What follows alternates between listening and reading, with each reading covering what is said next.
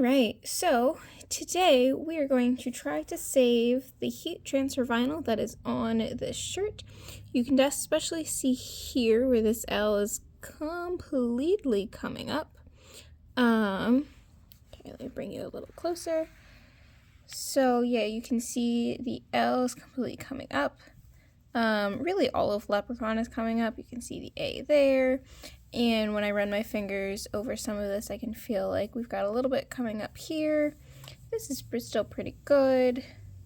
We got a little bit coming up here, but not too bad over here. It's really just Leprechaun. So obviously this is a St. Patrick's Day shirt, so I don't pull it out very often or wear it very often. So I didn't realize until I pulled it out how bad it had gotten.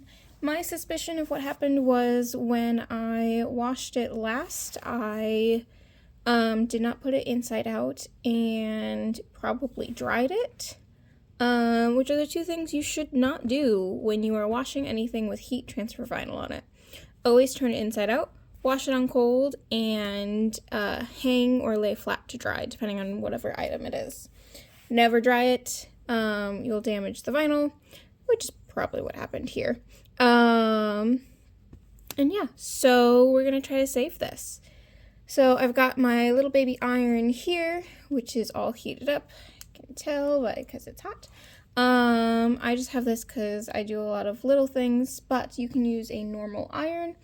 Make sure your normal iron does not have any water in it or any steam. Make sure it is completely out. You will also damage the vinyl with that. And I would set it to like a medium cotton heat. When I use my heat press, I usually do 350 degrees, but, yeah. So, also, what you're going to do is you're going to make sure that you've got something to protect the surface you are ironing on. I've just got this little, ironing mat, and then either a towel or something that's going to give it a little bit of a cushion. I would fold a towel 2-3 times. This is just one of the heat mats from, Cricut. But a towel works just as well. And you're going to want parchment paper. I have this. It's pretty much the same thing as parchment paper. So what we're going to do is I'm going to start working on this L. So I'm just going to try to place it the bottom part down first.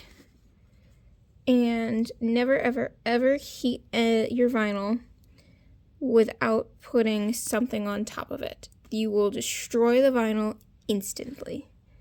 I'm hoping by doing this slowly, I can lay this back down without it curling too much. Let's see if that works. So I'm going to hold it here for about 30 seconds.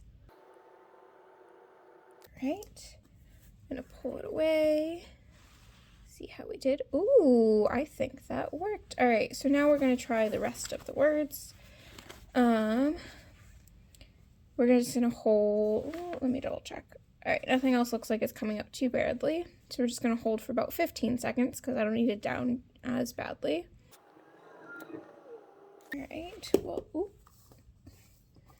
we'll let that cool off. And then, so since the rest of this is pretty good, we're just gonna take and run the iron over it in like a small circular motions. Not pushing down too hard, just a lightly so you're not accidentally potentially moving the vinyl around. I'm just trying to get those corners back down. And then we'll do it here where it says sized.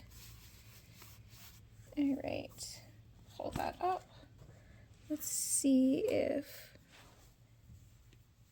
and so sometimes you might bubble some stuff like I did here with the H. You can't really see it, but I can. So what we're going to do is I'm just going to lay that there for about 15 seconds. Yeah, when you're doing those circles, you want to make sure very, very light pressure. Otherwise, you do risk distorting it, but if you heat it back up like I did, you can usually smooth it back out with your fingers. Mind you, I've worn and washed this shirt a bunch. This is a little, I think those little marks were already there on the hat, but I'm going to try to smooth it out, because why not? Alright, just a little bit of heat. Oh, I think those marks are there. Alright, so let's see. Oh, I think that corner needs a little bit more. So we're just gonna lay that there for about 15 seconds. Alright. Feel my leprechaun here. Feel. Might give that L and this right there just a little bit more. I'm just gonna give it a tiny bit of pressure. And then tiny bit of pressure.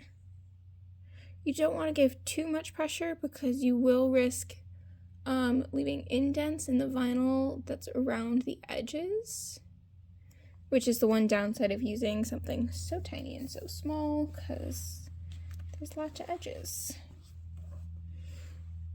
Alright, that feels so much better. That's dirt that I feel.